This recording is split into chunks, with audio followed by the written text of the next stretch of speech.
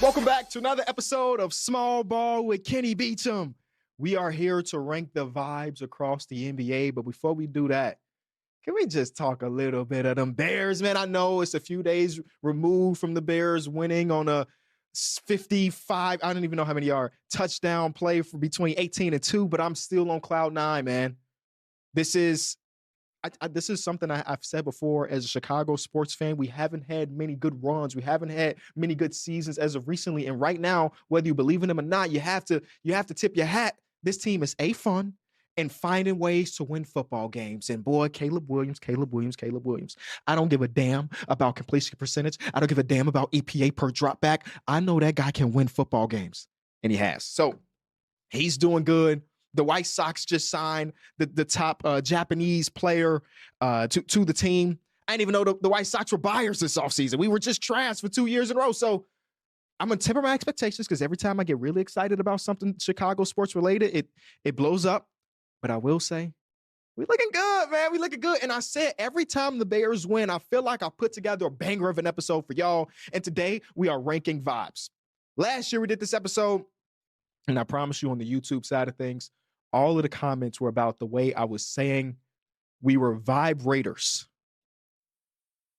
I had to slow that down. We are rating vibes, vibe raters. But if you say it fast enough, and like Kenny tripping, no, I'm not. It was an accident. Today we're ranking vibes across the NBA. And this is how I think about the vibes. You know, sometimes you can see a team be down on themselves. You can see the fan base, which a lot of this will be fan base centric. I won't lie to you. But you know the vibes. Today, we got the 5 worst vibes and the 5 best vibes. And in my research, which is me watching basketball at the end of the day, because there's no statistics that are going to tell you about the vibe, I came to the realization that a lot of teams have good vibes, but not a lot of teams have great vibes. Even the teams that have been really good this season, there's maybe something in their fan bases like, the Minnesota Timberwolves just beat the OKC Thunder a few days ago, and you would say their vibes is an all-time high. But the reality is they still kind of need a point guard. And I think that a lot of Minnesota Timberwolves fans, even though they're feeling really good after a very quality win, they still recognize that once we get to a 7-game series versus some of the other juggernauts across basketball, we still need a floor setter. So the vibes are high, but maybe not top 5 high. They're still really good, though. So when I get to it, this is not any particular order. When I say they're top 5, just take it as top 5, not that this is 1 and this is 2 or this is 3. I'm going to start off with the team that we kind of talked about a good amount over the last couple episodes because the San Antonio Spurs continue to do their thing. Actually, I may say that again, I'm not ranking, but if I were ranking, this probably would be number 1.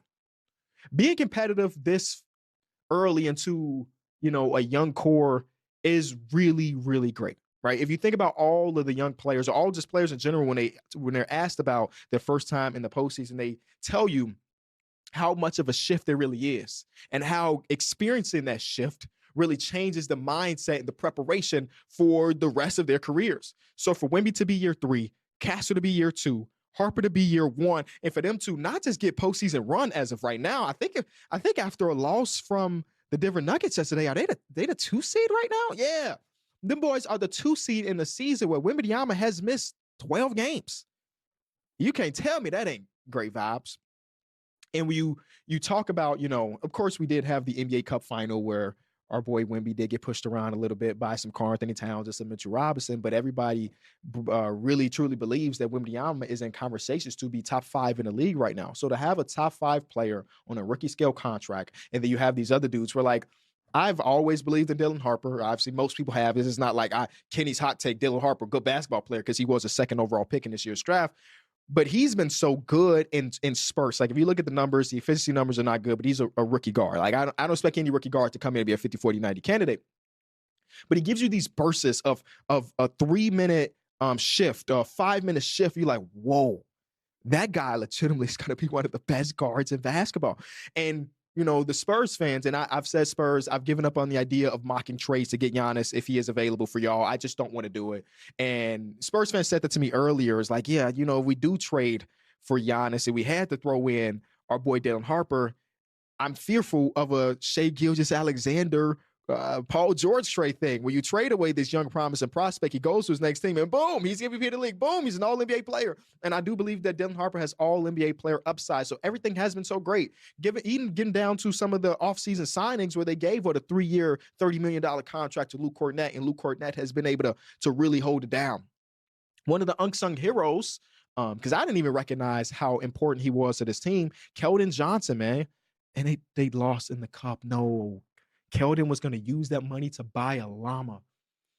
But they did still get a couple $100K, so he probably could still afford. I don't know how much llamas cost, honestly. But Keldon Johnson has been heralded as one of their leaders in the locker, one of their vocal leaders. And then I did get a glimpse of that in their last game where he was keep making sure people kept their heads up in their watch the Wizards game and everything. So vibes are extremely, extremely high. Are they contender? Are they not? The fact that it's even a conversation kind of showcased to you that the vibes are high. All right. Next team with the highest vibes, again, in no particular order. I'm going to stick with the NBA Cup championship because the New York Knicks have great high vibes. I thought that last year's Knicks team was the best Knicks team I've ever seen in my object permanence as a human. You know, like the Knicks were good when I was first born, but like, you know what I'm saying? But as far as me knowing that when that door closed, there's still stuff behind it. That last year's team was the best Knicks team I've seen. And this year's Knicks team took that Knicks team and said, we're going to change our identity just a little bit. We're going to shift a little bit, and we're going to be even better than that one. Everybody feels really good. This is my favorite by far Josh Hart season of his career. And that's saying a lot because I've always loved me some Josh Hart.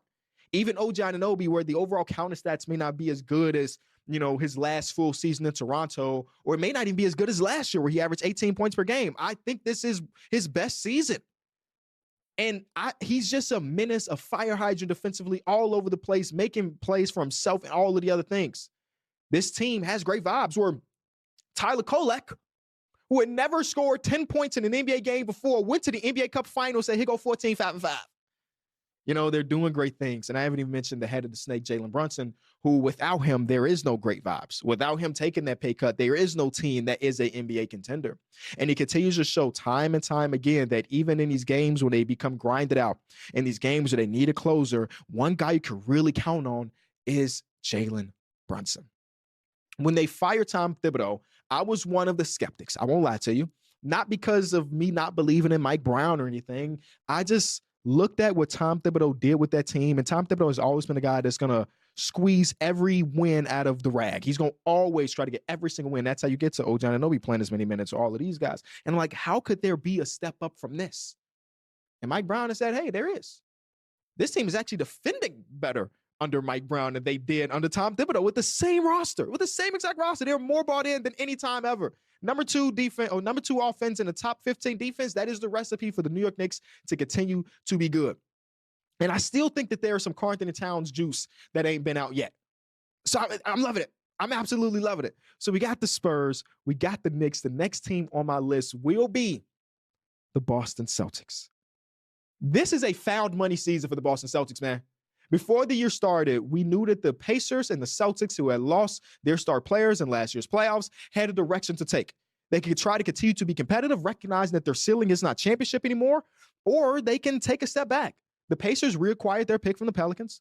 The Celtics have their own pick for the first time in what feels like forever. So what will they do? The Pacers dealt with so many injuries that we're looking at them like, oh, they're retaining their pick. They're going to have a top 10 pick in this year's draft, probably better for their organization. And the Celtics said, nah, we have Joe Mazzulla. Nah, we got all of these dudes.